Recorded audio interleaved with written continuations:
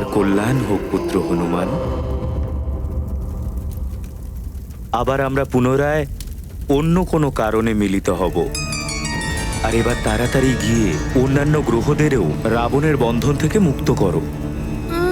9টা গ্রহর মধ্যে কটা গ্রহ মুক্ত হলো? চন্দ্র, সূর্য, রাহু, কেতু। এবার কোথায় যাব? পুত্র, তুমি শীঘ্রই বুধ গ্রহের দিকে যাও। সবচেয়ে কাছে উনিই আছেন। যেমন আপনার আদেশ সূর্যদেব। তোমার মঙ্গল হোক। প্রণাম। সদাই তোমার জয় হোক হনুমান।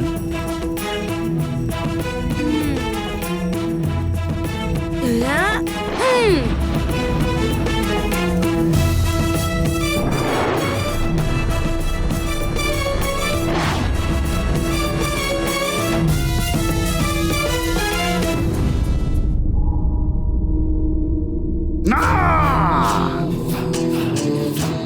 ওই বানর বালক আমার ভাই কুম্ভকর্ণের এমন দুর্দশা করতে পারে না,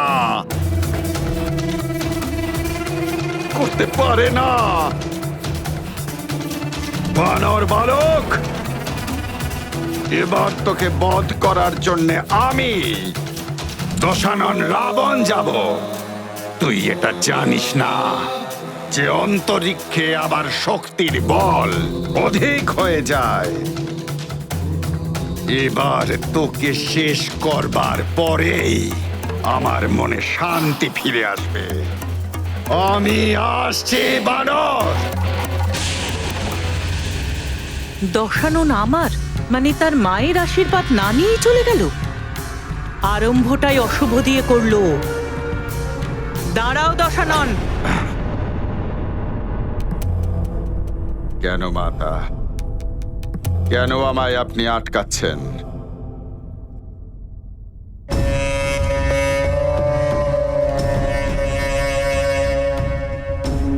এই জন্য দশানন, কারণ এই সময়টা যুদ্ধের জন্য উপযুক্ত নয়।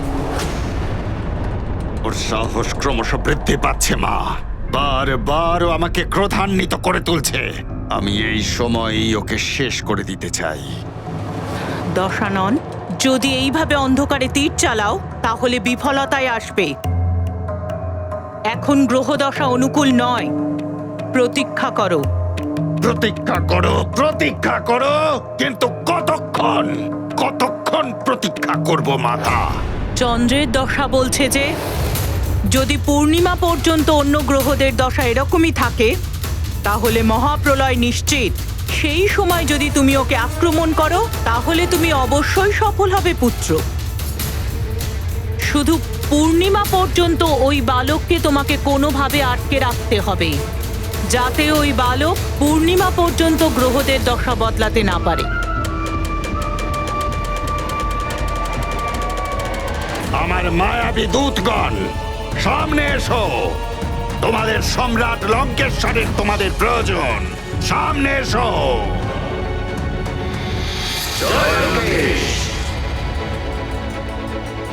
তোমরা সব শীঘ্রই অন্তরিক্ষে স্থিত গ্রহদের কাছে যাও।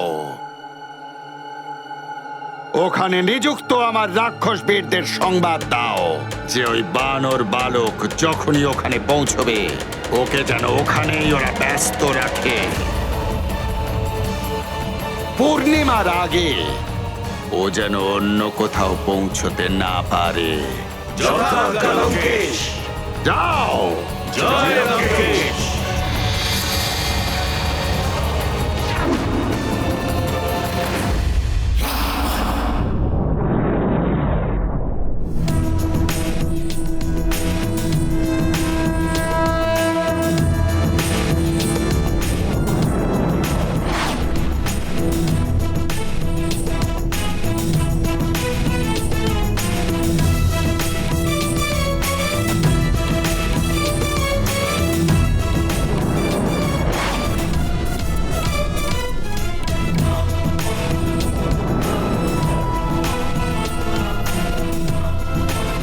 হনুমান, বুধ গ্রহদেব, আমি আসছি আপনাকে মুক্ত করতে।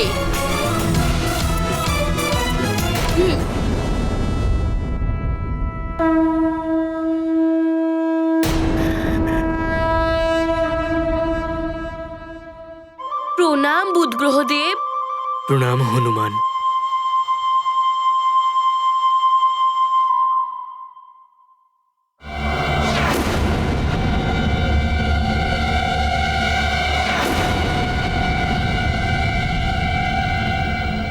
বুধগ্রহদেব, আশেপাশে এরকম বিচিত্রময় কেন মনে হচ্ছে? হনুমান, তোমার কি মনে আছে যখন তুমি একবার সূর্যদেবকে গ্রাস করতে যাচ্ছিলে, তখন তোমার সাথে আমার ধাক্কা লেগেছিল আর আমি আমার স্থান থেকে পুরোপুরি নড়ে গিয়েছিলাম।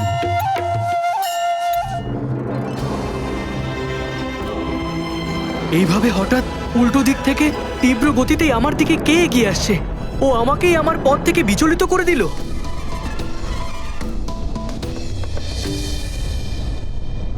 ওটা তো ভুলবশত হয়ে গিয়েছিল। আমি ক্ষমা চাইছি, আমাকে ক্ষমা করে দিন। করলাম। তাহলে তুমি এসে গেছো হনুমান। আমি তোমার কাছ থেকে এটাই আশা করছিলাম। আমি জানতাম তোমার সঙ্গে সামনাসামনি আমি অবশ্যই হব। ভালোই তো হয়েছে, আপনার আশা পূর্ণ হয়ে গেল। তোমার ব্রহ্মাণ্ডতে বিচরণ করতে ভালো লাগে না? আমি মায়াক্ষী, তোমাকে এখানে দাঁড় করিয়ে পুরো সৃষ্টি দেখাতে পারি।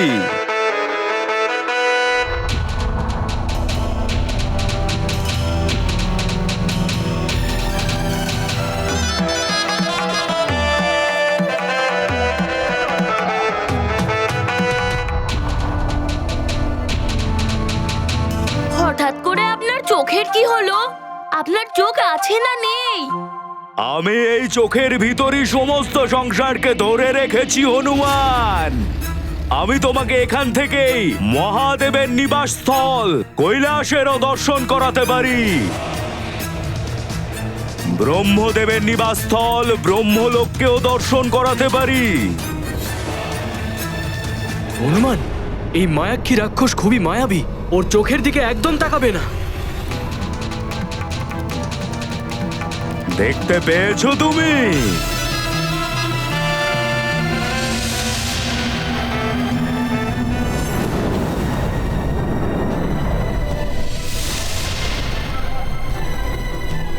হ্যাঁ, আমি না কৈলাস পর্বত দেখতে পেলাম, আর ব্রহ্মাদেবের দর্শনও পেয়ে গেলাম। হনুমান, তুমি এসব কি করছো? ওর চোখের দিকে তাকিও না। ও তোমায় সম্মোহিত করার জন্য এইসব করছে। তোমাকে তো আমি পড়ে দেখে নেব বুধদেব।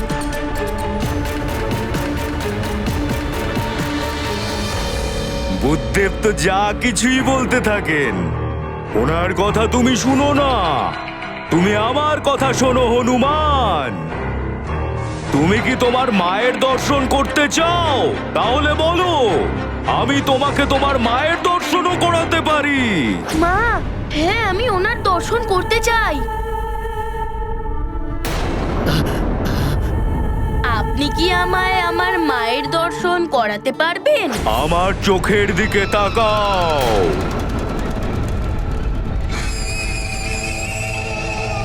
এমনটা করো না হনুমান। বুধের কথা শুনো না হনুমান, আমার চোখের দিকে তাকাও। গভীরে দেখো, আমার চোখের ভেতরে তুমি তোমার মাকে দেখতে পাবে। হনুমান, ওর চোখের দিকে একদম তাকিও না। হনুমান, এখন আমি যা বলবো সেটাই শুধু তোমার কান দুটো শুনবে। শোনো, শুধু শোনো আমায়। তুমি স্বর্গ দেখতে পাচ্ছ? দেখো, ঐরাবত আছে ওখানে। এবার তুমি মাকেও দেখতে পাবে। দেখো, ওখানেই কোথাও আছেন তিনি। খোঁজো ওনাকে, খোঁজো হনুমান, খোঁজো।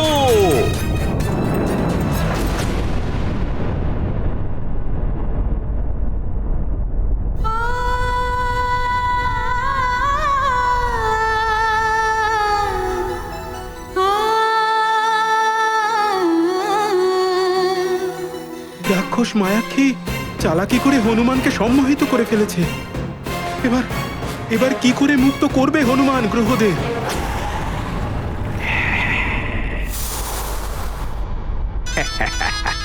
মাতৃপ্রেমে ফাঁসিয়ে দিয়েছি বালককে।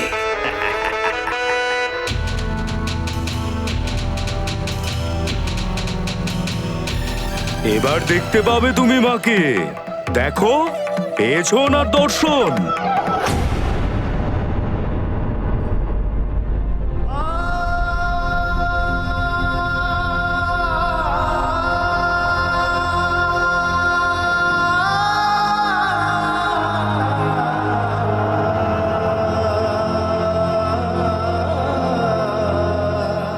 এটা তো অনর্থ হয়ে গেল।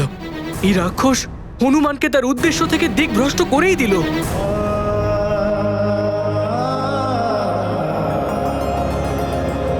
হনুমান তো এতগুলো বরদান পেয়েছিল, তাও তিনি মায়াক্ষীর বন্ধনে কি করে আবদ্ধ হলেন প্রভু?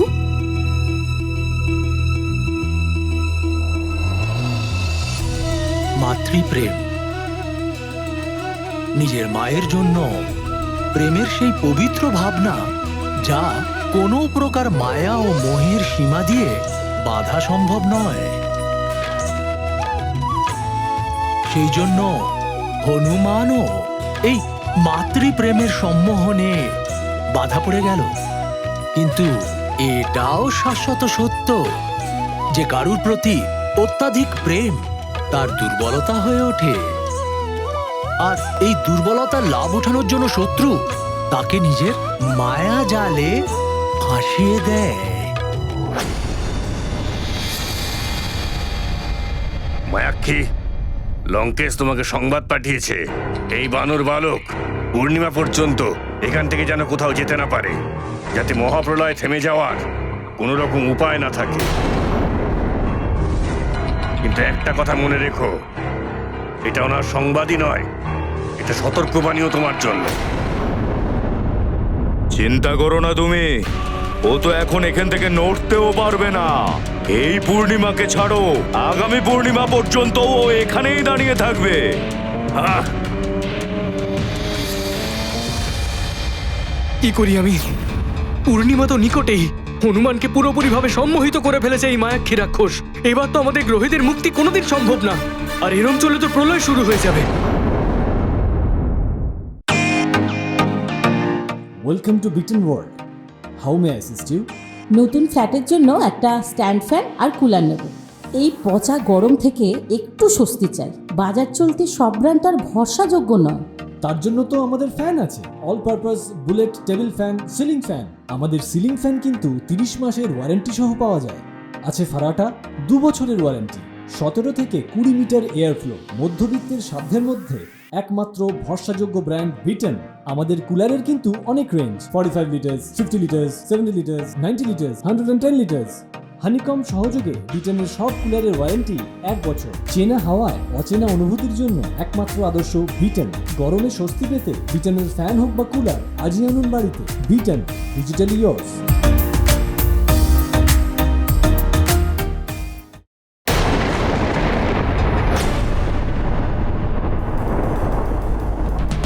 প্রথমে এই প্রলয়ের অন্ধকারই আমার বেশ ভালো লাগতো, কিন্তু এখন এটা একদমই ভালো লাগে না। হনুমান, তুমি শীঘ্রই এটা শেষ করে ফিরে এসো। অঞ্জনা,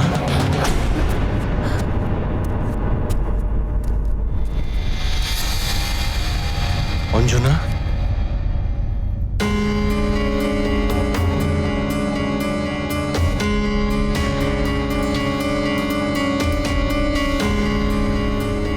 অঞ্জনা, কি হয়েছে অঞ্জনা? তোমাকে চিন্তিত মনে হচ্ছে।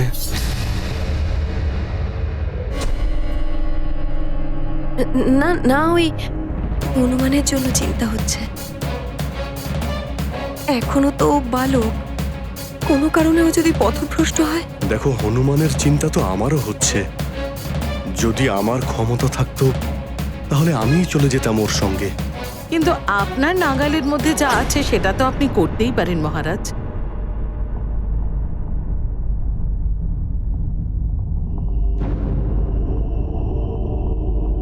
আমি অবশ্যই করব মা। আপনি বলুন আমি এখান থেকে কি করতে পারি। শুনুন মহারাজ, অঞ্জনা, হনুমান আর নবগ্রহকে আমাদের প্রার্থনার শক্তি তো আমরা দিতেই পারি। আচ্ছা, তুমি আর মহারাজ মিলে সেটা শক্তিশালী করার জন্য যোগ্য করো। আপনি উত্তম উপায় বলেছেন মা। আমি কি করে যজ্ঞতে বসতে পারি কেশরী মহারাজের সাথে?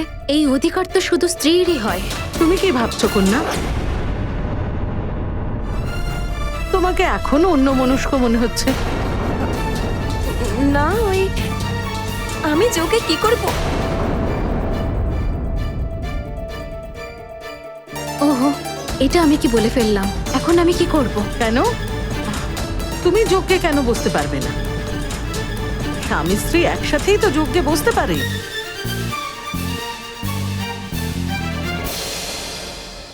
অঞ্জনা, কোনো দ্বিধা থাকলে বলো। যজ্ঞ করলে দেবতারা, গ্রহরা, এমনকি প্রকৃতির শক্তি ফিরে পায়। আপনি ঠিকই বলেছেন, কিন্তু সুমেরুর ওপর বারবার রাক্ষসরা আক্রমণ করছে। যদি আমরা দুজন যজ্ঞে বসি, তাহলে সুমেরুকে রক্ষা কে করবে? হ্যাঁ, এরকম অবস্থায় প্রজাদের আমি কিভাবে অসুরক্ষিত রাখতে পারি? আমার হনুমানের সুরক্ষা আর গ্রহ শান্তির জন্য যজ্ঞটাও তো জরুরি। কি জানে কি কি বিপদের সম্মুখীন হচ্ছে আমাদের হনুমান।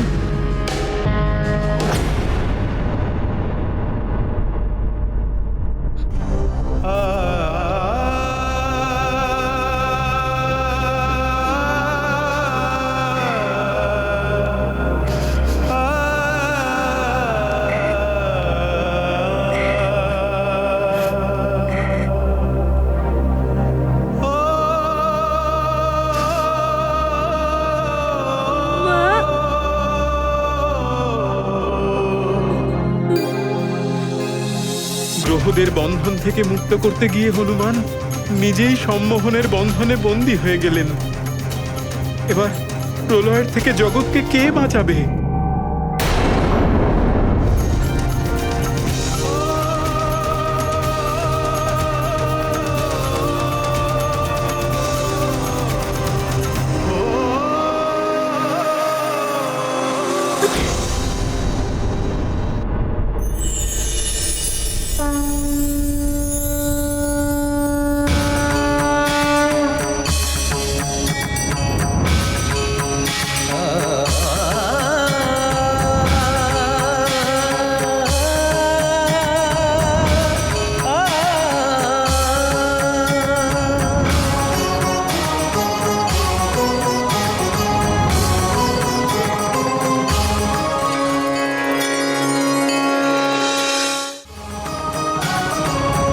প্রণাম স্কন্দমাতা।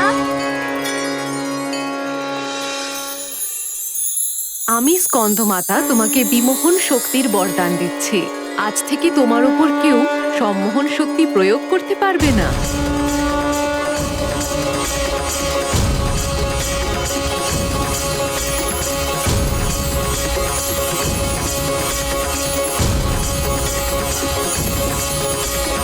প্রণাম।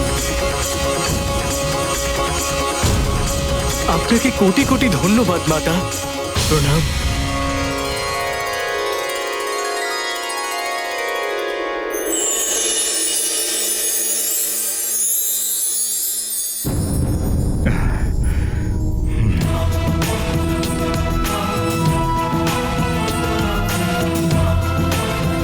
হনুমান এবার এইভাবে কেন দাঁড়িয়ে আছে? সম্মোহন থেকে তো মুক্ত হয়ে গেছিল। কিছু তো একটা বিষয় রয়েছে এর পেছনে। সম্মোহন। এবার আপনি আমার চোখের দিকে তাকান।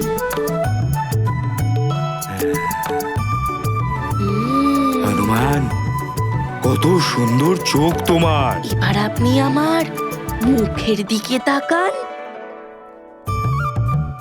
অতি সুন্দর। কি সুন্দর হাসি তোমার, মায়াবী মুখ, একদম মহাদেবের মতো।